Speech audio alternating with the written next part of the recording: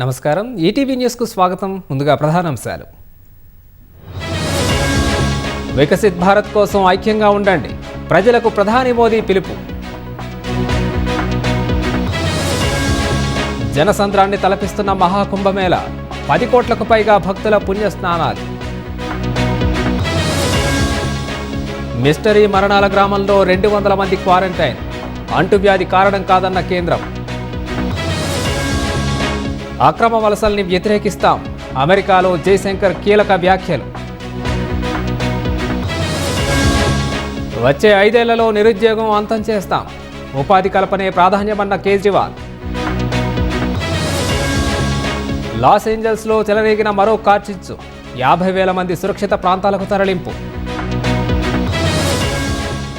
చెన్నై చేరుకున్న భారత్ ఇంగ్లాండ్ జట్లు, శనివారం ఇరు జట్ల మధ్య రెండో టీ20.